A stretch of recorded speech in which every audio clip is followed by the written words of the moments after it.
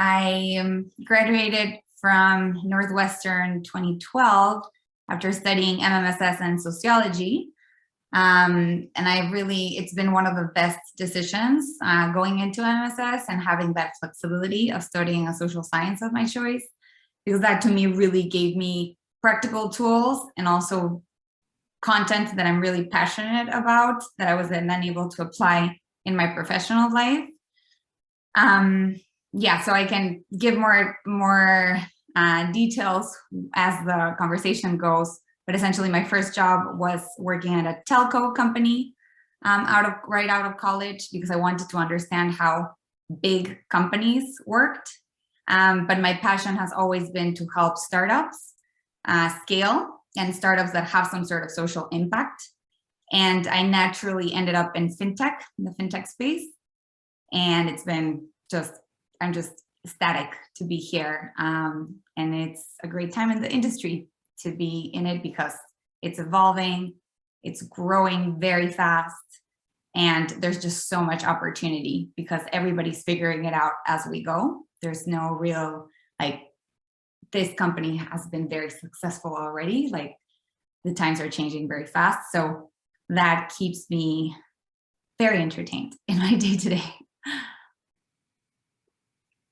So the first question that we have for you is, what were some of the impactful classes or experiences for you in MMSS and sociology that led you to consider and also pursue your chosen field? Yeah, I wrote some of them down to kind of ground my response. I love the practical ones. So the econometrics for MSS, really loved it because it gave me the practical tools to then apply it to any industry or anything you want, really. And then in terms of the sociology ones, I loved the revolution and social change and sociology for education. In terms of economic ones, I also did the economics of education. And then I also loved the sociology of decision-making. These were all classes essentially that gave me the practical tools to help drive informed decisions. But then I was also very passionate about education, because that is how I come from Mexico City. I grew up in Mexico City, lived and was raised there until I went to Northwestern. And so I come from emerging markets, and I've seen how revolutions have taken, the history of revolutions I really loved.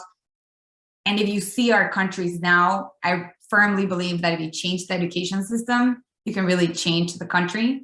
But our leaders don't really want to invest in the education of their people, because it's just easier to govern a more ignorant base than giving them the tools to make informed decisions and be informed citizens. And so I'm really passionate about education reform. And so out of all of these classes, which were essentially part of my major, I ended up writing my thesis on the return of higher education for disadvantaged students, where I essentially tried to measure the economic return of attending a four-year college for if you were a disadvantaged student. And I defined a disadvantaged student by being the bottom two quartiles of the socio-economic distribution, or in terms of grades as well, meaning you get C's and D's and you're bottom 50th in income distribution.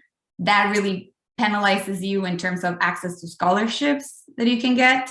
And so would a return of a liberal arts four-year college degree worth it? And I wrote it in an era where Obama was driving the college for all approach.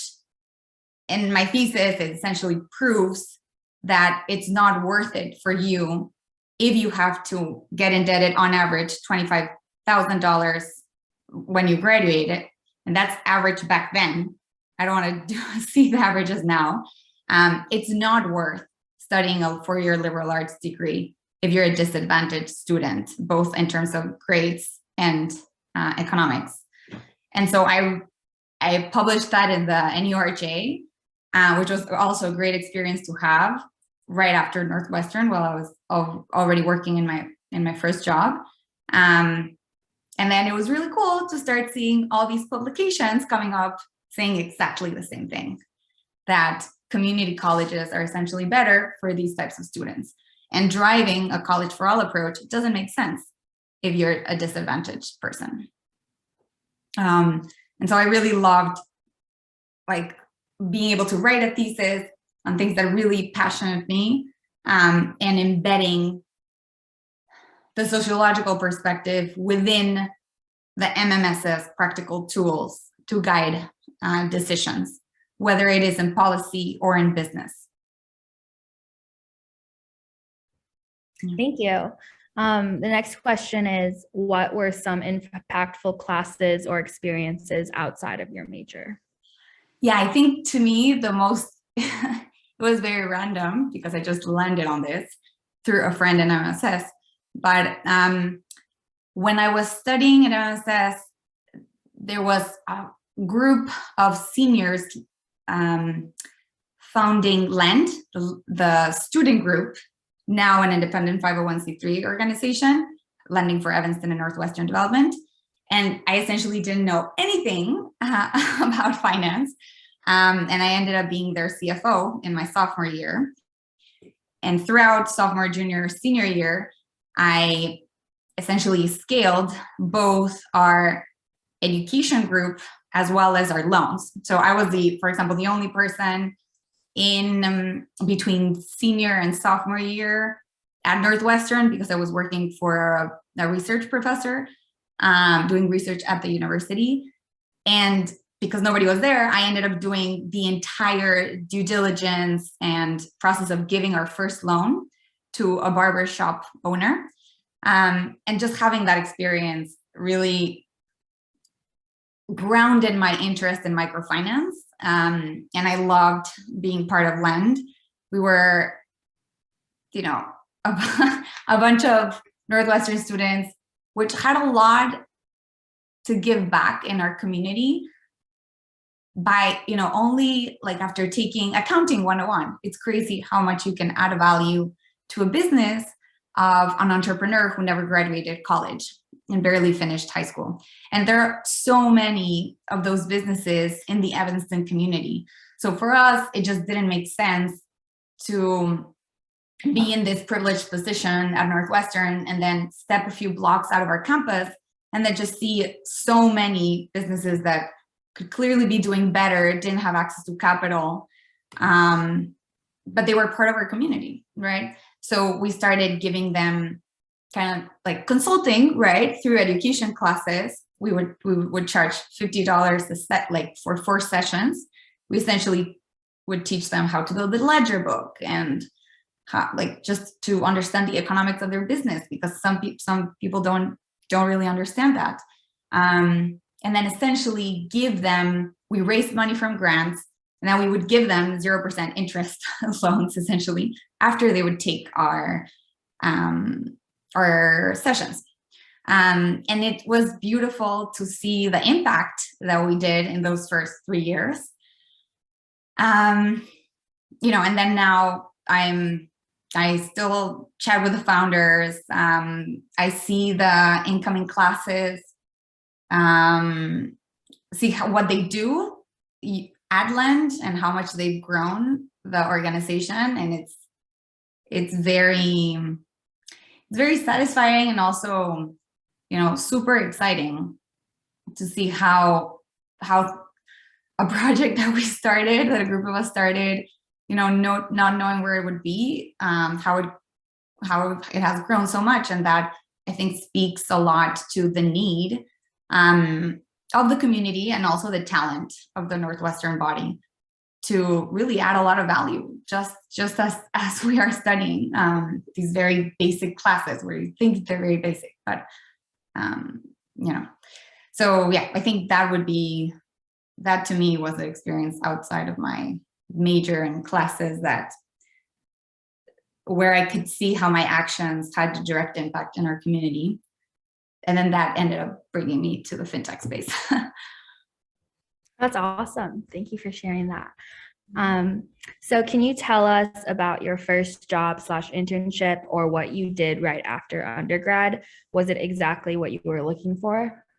So my internship, yes, it was in a social impact investment fund that the president of Lend actually just forwarded me the job posting, and it was in an impact fund in Mexico, and I had no idea about them. And I ended up getting the internship, doing a 10 to 12 week internship program with them, where I essentially developed the evaluations of two companies where the investment community decided to invest in both of them. One of them was a tuna packaging plant in Chiapas, Mexico. And after a time of not being able to like communicate really well between the like accountant that was helping me build their business model, I was like, I just need to go to Chiapas. And my boss was like, yeah, sure, just go. And it was just so fun to do. I had no idea how to build a valuation model, but it was just so precise. I'm a very precise person. So it ended up being like just such a fun experience. And they're all businesses and entrepreneurs that want to have a social impact in Mexico. And so that was very appealing for me. It was literally my dream job, but I realized that if I took their job offer, it wasn't like I didn't feel confident as a recent graduate to know how to identify successful startups and to lead them, to guide them, right, as an investor, right, because you also give that your time and resources, and guide them on how to compete against monopolies in Mexico, because every industry is led by a monopoly in Mexico. And so I was like, oh, if I need to have the experience of working in a more bureaucratic organization and really understanding how these incumbents work and why they're so successful, I need to do it now, because later I know that I'm not going to do it, which has ended up happening, where I didn't take their full-time job offer, even though I still have a great relationship with all of them, and I just love them. They've been, all the team at IGNIA, the Social Impact Fund, has been like my cheerleaders throughout my career. So the bond that we developed in that internship was actually amazing. But then I ended up working as a financial analyst within the investor relations team of América Móvil, which is the biggest telco in Latin America. It's an 80 billion market cap company. And so there is where I really learned how to deal with investors directly, because I was the one getting their questions and doing the analysis to respond to them, working for like a public company. That's quite a learning, and getting my network. So I think that was all great, but I didn't like the job. Like the job wouldn't challenge me in a way that I wanted to be challenged. I barely used Excel, right? Coming from knowing how to use data, I didn't use R, or SQL, and I was like, I felt that I was not being pushed towards my full potential, and I realized that these monopolies are still run like a family business, because the heads, in this case Carlos Slim, which is one of the richest men in Mexico, just puts his own family to run the company. And so there's a lot of inefficiencies when you work that way, and that was very frustrating for me. And they, I was more interested in really like being able to impact communities. And monopolies don't think that way, especially when you're such a huge market cap public company. Everything was about shareholders and investors. So I stayed there for like a year and a half, and then I came back to study in the US. One, as an excuse to come back to the US, but two, I realized that my academic background had been too academic, that I wanted to really understand how better to use the tools that I had learned to optimize business decisions. And after the master's program, it's when I landed in fintech. And that is where I really I really like found myself professionally. So what has surprised you about what you learned or did in school that helps you in your work today? Yeah, I think there are two aspects, right? So on the MMSS side, knowing how to set up an A/B test, right? I do that all the time. In my job, I'm essentially running limit ladder tests, pricing tests, how much to give our customers in terms of time to pay back a loan. And so I'm defining my eligible population, defining how to set up this test, like what's my minimum sample size, whether it should be an A/B test or multivariate, what T statistics are you going to use to evaluate your results based on what is your success metric. So all of that is really hard. It's not like when you get into a job, you get a manual on how to do this. So you really need to understand what's your objective, how you're going to measure success, and then structure the test for that purpose, right? And so I use what I learned in my statistics classes all the time. And so on that side, very practical. And then on the sociology side, I'm at Tala, the fintech company that I work at right now, is where we really do a lot of, we're very customer centric, and we like to see our customer within their context, right? So even though I look at big data trends all the time, and I'm looking at customer 1, 2, 3, we have a huge user research team that does user research and tries to understand the motivation behind our customer behaviors. And so at Northwestern, I was able to do a bunch of field research through sociology, and I have participated in a bunch of customer studies at Tala, right? Where, for example, I launched a longer-term loan test in Philippines. And so I ended up traveling to Manila, having 30 interviews per day. And I was the one that selected the customers who I was going to talk to make sure that I didn't get unbiased results. I felt comfortable as an outsider, gaining their trust, and ask the questions in a way that would, get me objective results, right? So through that, through my sociology background, I was able to understand how to ask questions in surveys, or how to ask questions in like deep dive interviews, and how to gain people's trust as an outsider and get them to respond honestly, right? And so all of those things, like, you really don't, like, if you're learning in your job, you're going to waste a lot of resources. Yeah. And so I loved leading my own user research at Tala as well. That's awesome. So kind of pivoting to networking, I was wondering what advice you have for networking within your industry. Yeah. So networking now, I feel it looks very different than how it looked pre-pandemic. For me, what has really impressed me is that some students reach out to me via LinkedIn and just want to chat about my job and want to get a better sense of how my day-to-day looks like. And I feel that that's, I'm always open to do that, because I appreciated when people did that for me while I was a student.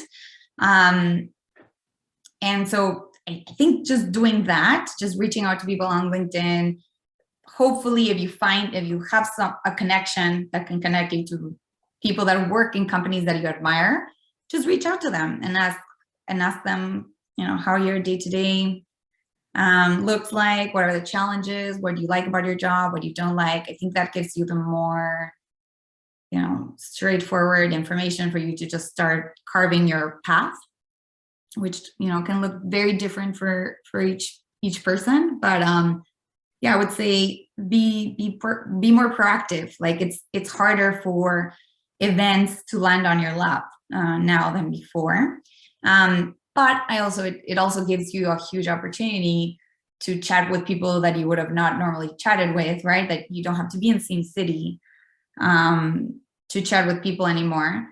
And you know, you can get so much more out of these one-on-one conversations than what you would have gotten in a conference. Yeah, definitely. So the next question is, are other ways your work and or industry have shifted due to the current global health crisis that you'd like to share with students who might pursue similar careers in the next year or two? Yeah, so working in the fintech space, I was definitely going to many more conferences and traveling much more than I'm doing now. Even though Tala, I'm based in the US office, our operations are in Kenya, India, Philippines, and Mexico. So I would travel to our countries all the time. That has definitely shifted. That gives us less of an opportunity to get to know our customers. But we've learned how to work together more efficiently. I think we've become very productive. So in a way that has been great for the business. We don't like waste as much time as when we were in an office. And it has allowed us to attract talent than we would otherwise not have attracted.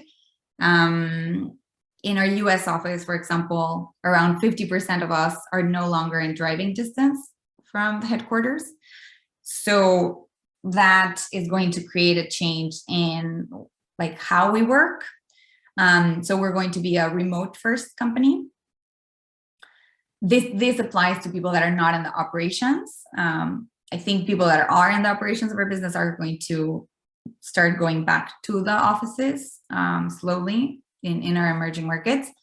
But for us, I think it's just going to be more intentional when we get together to, like, if we want to use the whiteboard and to brainstorm about product changes. It's going to be more intentional, but we're going to still be able to attract talents that we would otherwise not have attracted because they weren't in LA. So now that has been very exciting for me. I've been able to work with just great people.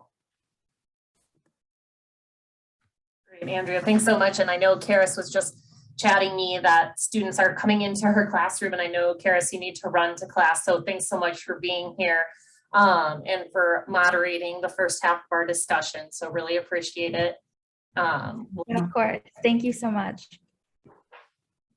And Andrea, this has been great. Thanks for walking us through, so much of your background and some interesting aspects that students should consider.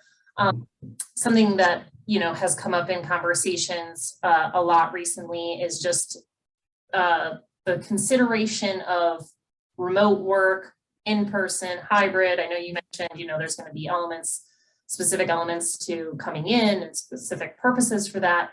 Can you talk a little bit just about like your industry and what you're seeing in terms of where people are working, and also maybe just some advice for students who are approaching the job market in a few years or maybe this year around considerations for pros and cons of all of that? Yeah, I would say, like, I'm a very family-oriented person. So for me, it had always surprised me how in the US, you just go to where your job is, regardless of where your family is.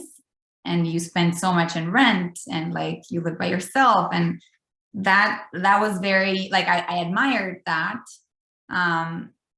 But that seemed very forced to me. So I think the beauty of working in a hybrid structure and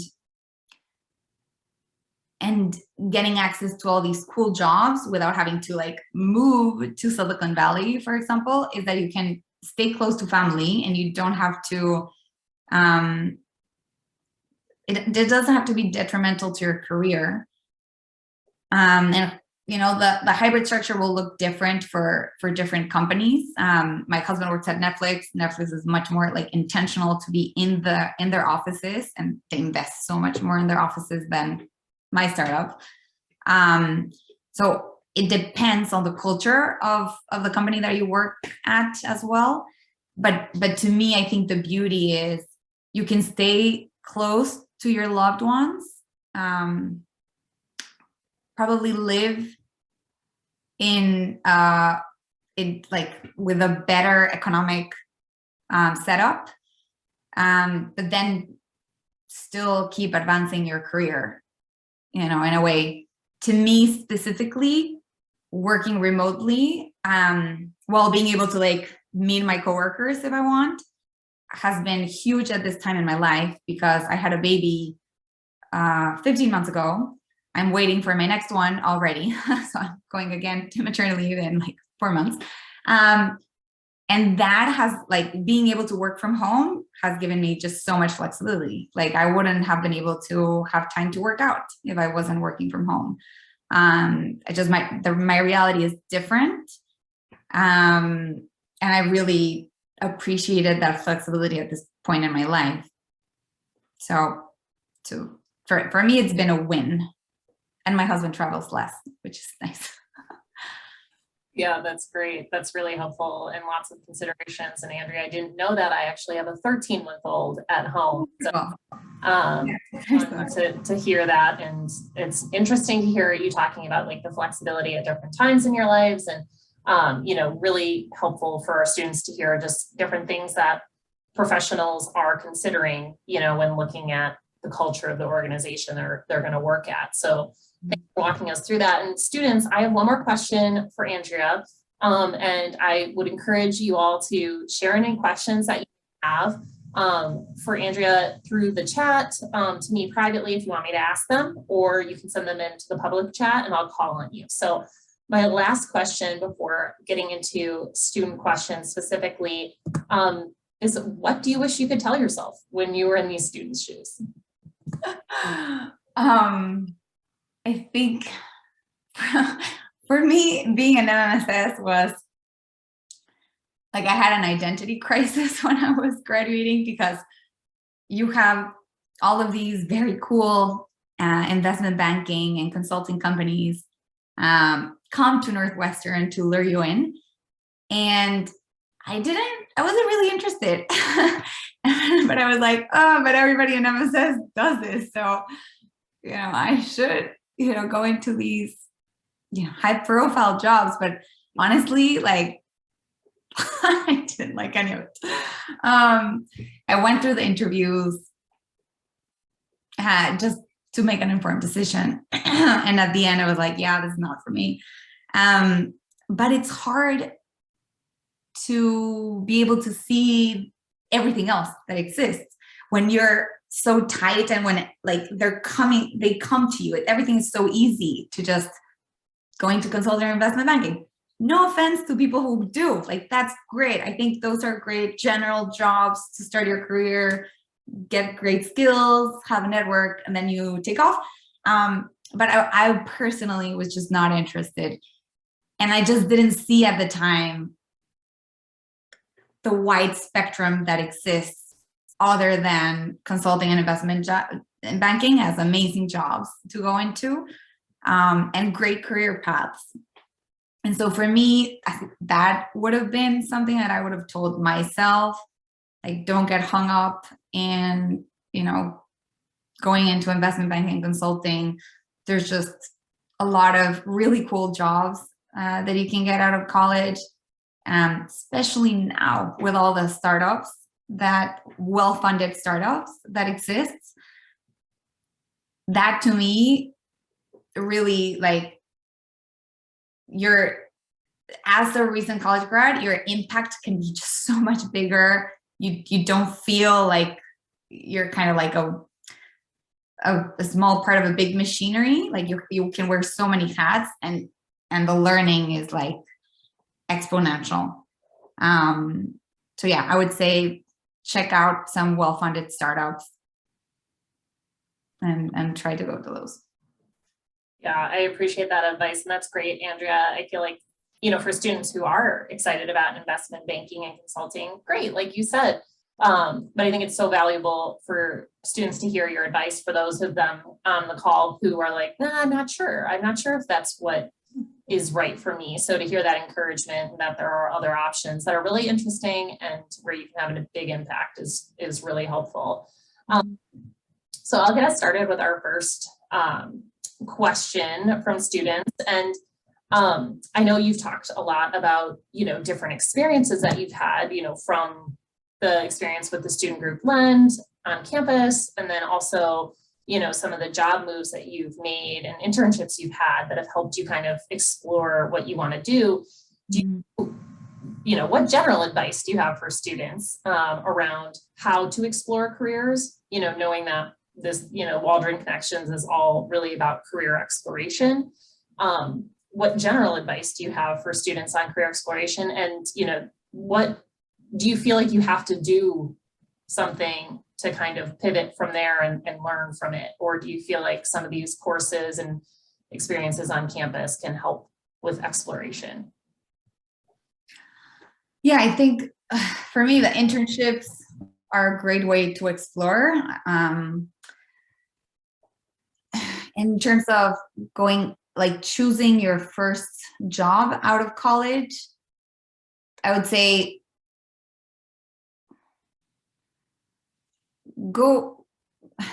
try to find a space where you'll be challenged, but where you'll also feel safe to learn. I don't think it makes sense to, going to an environment where you can't be yourself, because that, it's just not worth it anymore. You should be able to bring your full self into work and be in an environment where you can be challenged and can find it very rewarding. That has a lot to do with the managers that you would get. So be mindful that when you're in interviews, you are interviewing them as much as they're interviewing you.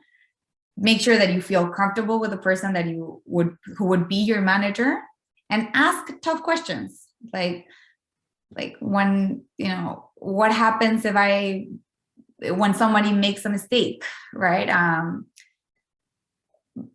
Really ask about the culture, because if you have the right culture and if you have a safe environment, you're going to excel no matter what you do. And the initial jobs that you take will have that's where you're learning the most. So I'd say find a manager that is worth to that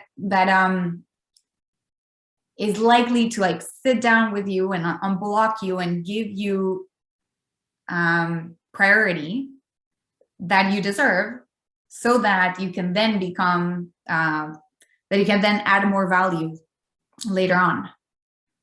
So I think for me would be find a culture where you feel comfortable being yourself and learning from your mistakes. I think that has been, even though I'm almost 10 years out of college, I'm making mistakes all the time, because we're in industries that are very tough and that they're changing a lot, and you have multiple constraints, right? You have economic constraints, regulation, what's better for the customer, and then what's better for the revenue of the company. You're dealing with so many constraints that it's very easy to just, either miss one or just getting a bunch of last minute changes. And so you need to feel comfortable acting in that environment. That's what I'm still here, because the environment is challenging, but I also feel comfortable in learning from my mistakes, because I have really great managers, and the culture is set up for that. It's not a blaming culture.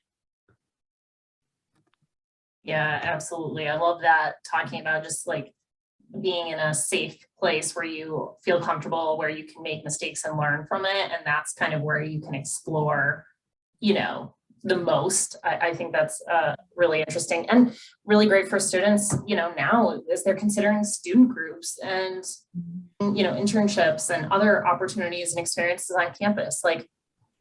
Where do you feel comfortable being yourself and being comfortable making mistakes? And that's where you're going to learn. And I think and excel, because that's where you're going to flourish. If you don't feel comfortable, it might not be you, it's your environment. So just pick an environment where you feel comfortable and growing. Yeah, absolutely. That's helpful.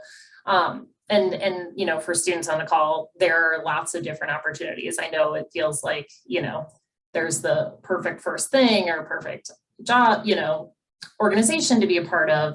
You know, you can find something that's a good fit for you. Like you said, Andrea, interviewing, you know, you're also interviewing the company. You're also, you know, trying to find the right fit for the student group and things. So that's great.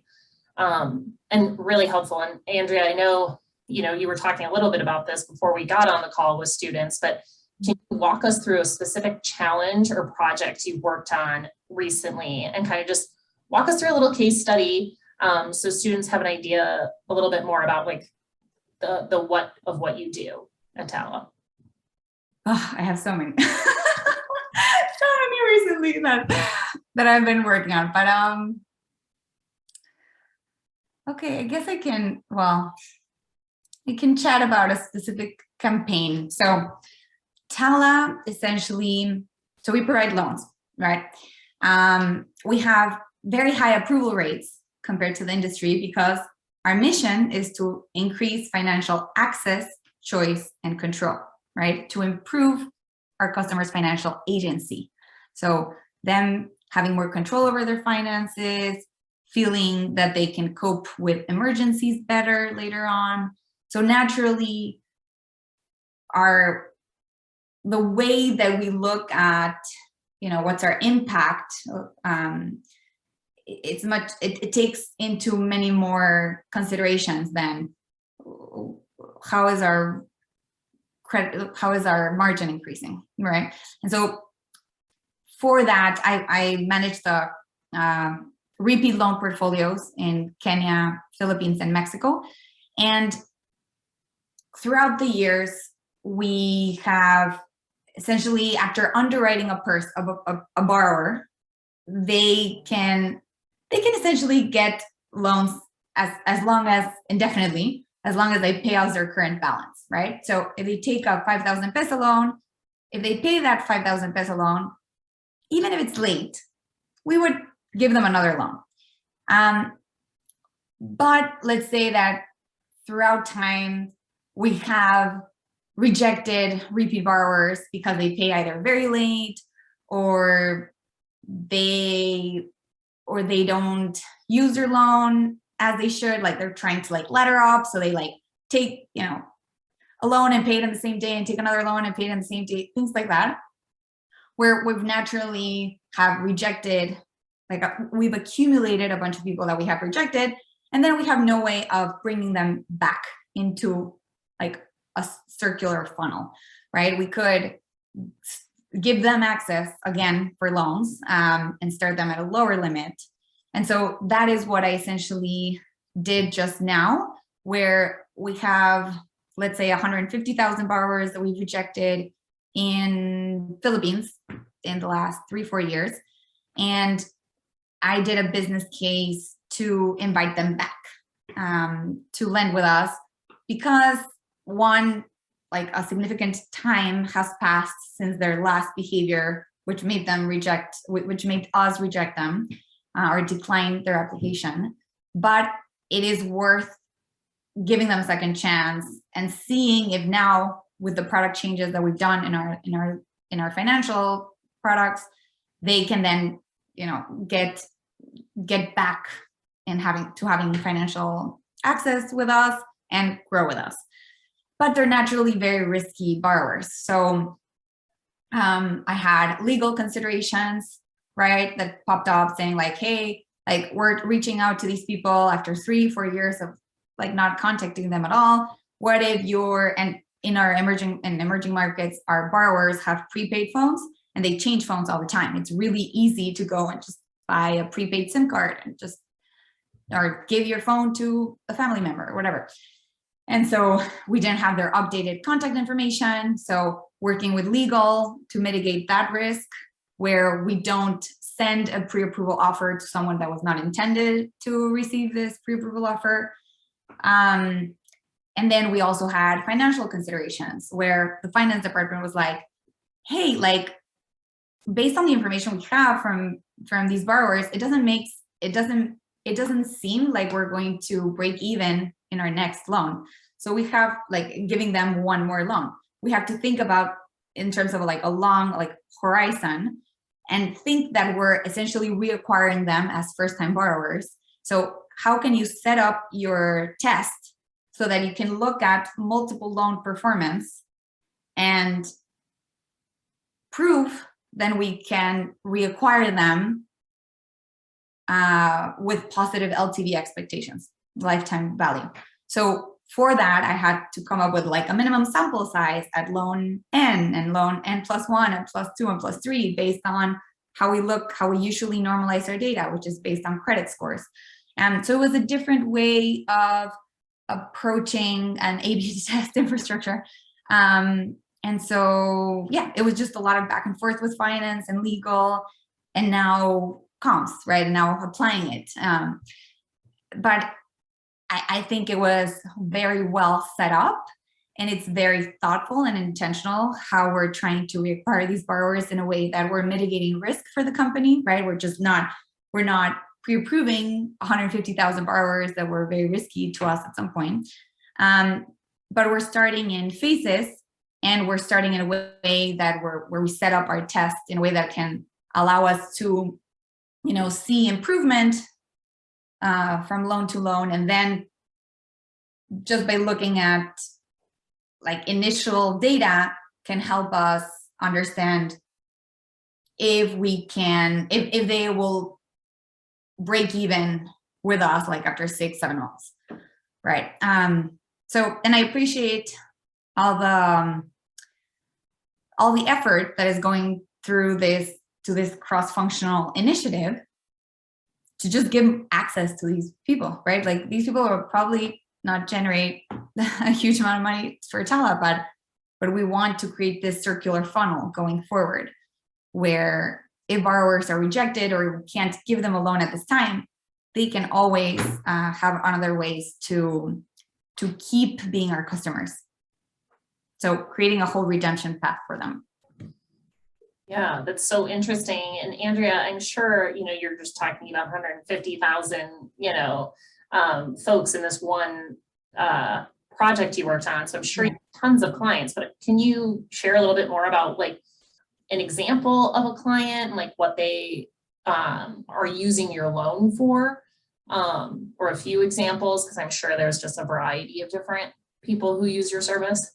Yeah, so we have a very wide spectrum of clients. Let's say that 50% of our clients are in the informal economy, meaning they are their own, like they're entrepreneurs where they have either their taco stand or they own their pharmacy, or they sell clothes in a market. So one, it's really hard to get like proof of income and to really calculate a net disposable income based on their liabilities and income, because it fluctuates a lot month to month. But they mainly use our loan. For example, this guy in Mexico owns a pharmacy and he uses our loans to buy medicines in bulk that are cheaper for him to buy, to then sell at a more affordable cost in his community than if he didn't have access to our loan, because he could never save enough money to buy in bulk, to buy these medicines in bulk. So that's one example. We have a woman in the Philippines that uses our loan as working capital to kind of modify clothes and sell them in the market.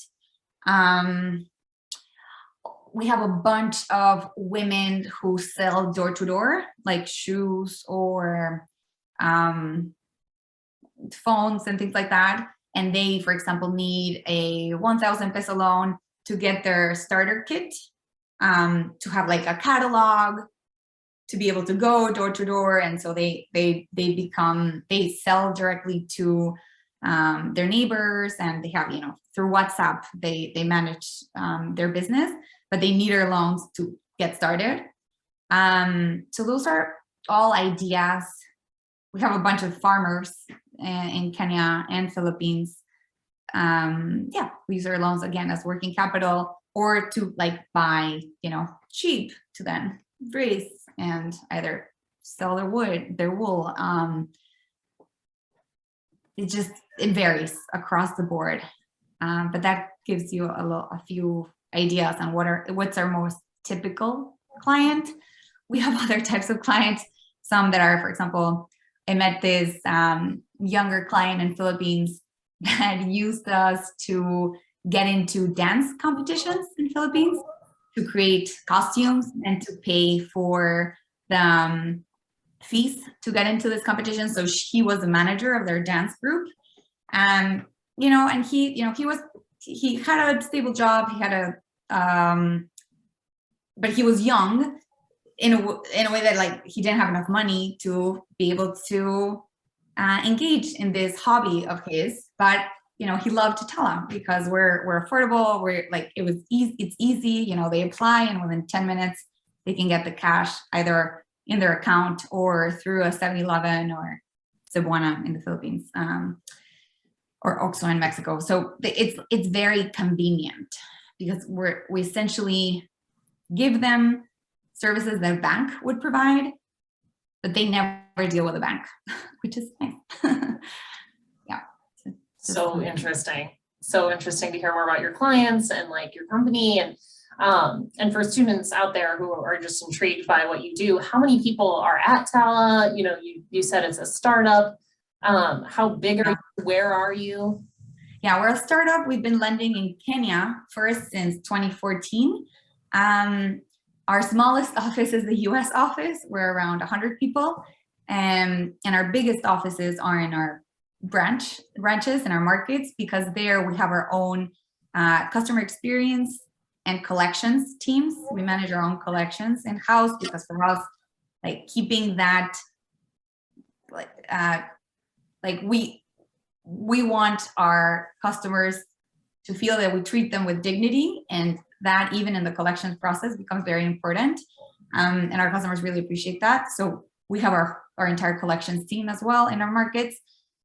So there are more 150 in each office.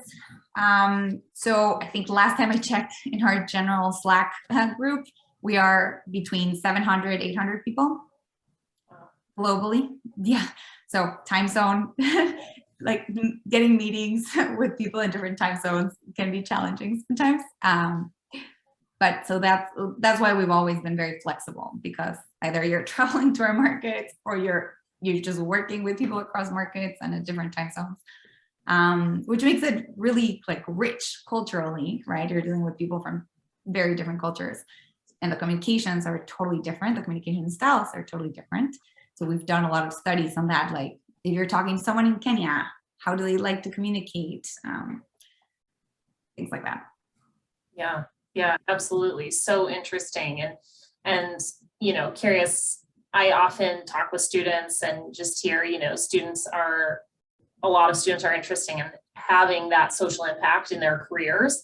Mm-hmm. They're also, want to make sure that they're making a living and considering, how to make money in whatever industry they choose. And so I'm curious if you can share some advice with students on you seem like you found a really nice fit for you in terms of flexibility and work-life balance and making a living in a company that's, really interesting. What advice do you have for students who are kind of hopeful to find, the best of both of those worlds?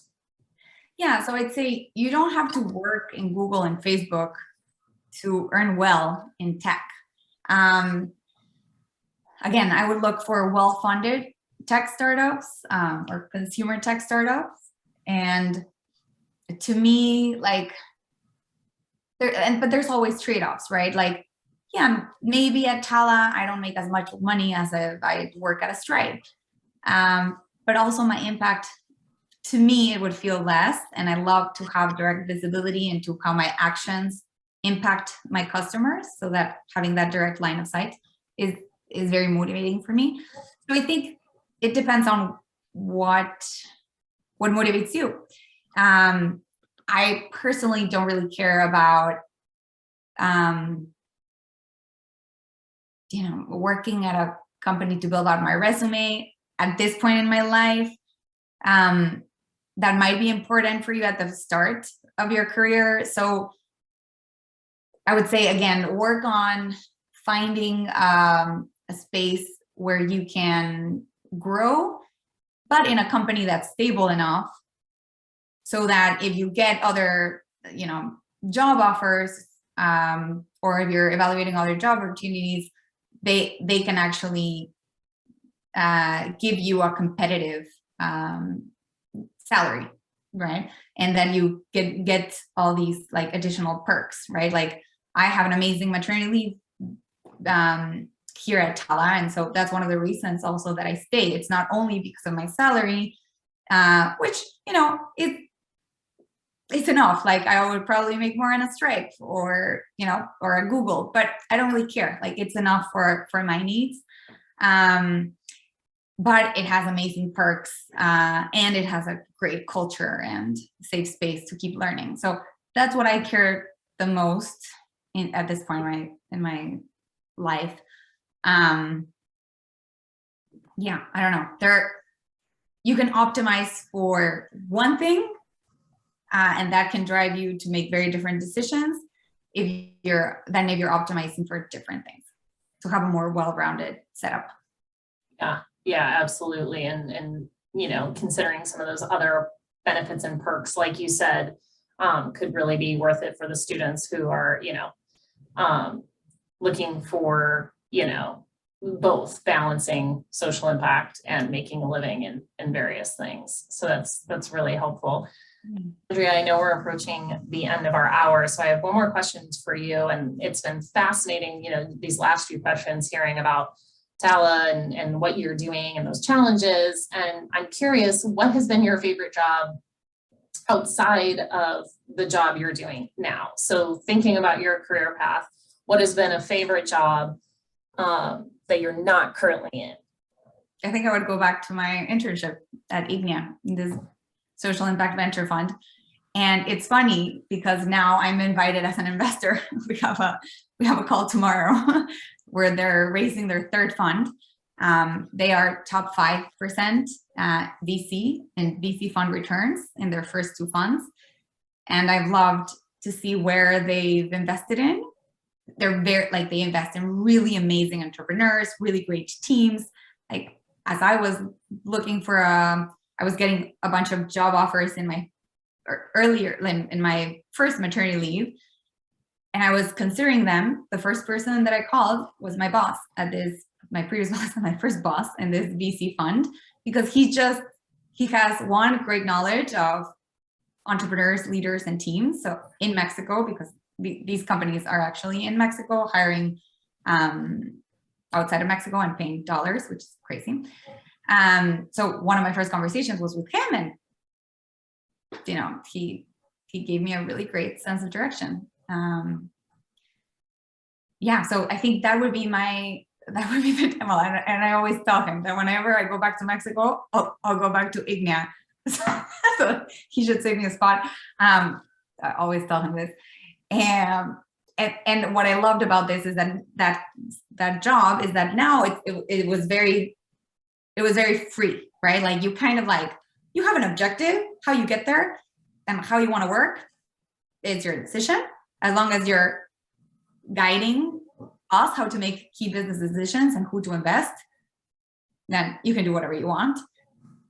I love to create structure where there's none. So my personality thrives in a place like that versus in my first job out of college where I had no freedom. That was very hard for me because I'm also a very creative person. And so I would go back to that now, given that I've been in the last 8 years managing startups from a business finance side, but I have also gotten really deep into the operations, right? And the impact is there. You're investing in companies that I would love to have access to as a personal investor, but I don't because like, you know, you might not be an accredited investor or whatever. Like you have just amazing projects that you can invest in through a VC fund, and working in a VC fund that manages those investments, that would be ideal for me, which I think I'm going to get there at a point when I'm like done managing, you know, risk events and if I want a more chill pace of life, I would probably go to that VC fund or to a similar VC fund. Oh man, that is so interesting. And so great for you, you know, to just share more about some of the things that you've considered, you know, with, you know, starting a job or being in a job that just takes, you know, so much creativity versus so much structure. And it's good for students to hear, you know, like, what are you? Are you someone that wants to have that manual? Or are you someone that's going to make the manual? So really interesting and so great to chat with you today, Andrea. Really appreciate you taking the time. And of course, students, thank you for logging in. I'll be sending out Grubhub credits because we normally buy lunch for students at our events. Since it's virtual, we'll send Grubhub credits. And just join me in thanking Andrea again for being here. We appreciate it. I will send out your LinkedIn information so students can connect further. But thank you again, everyone. Have a great rest of your day and go Cats. Thank you so much.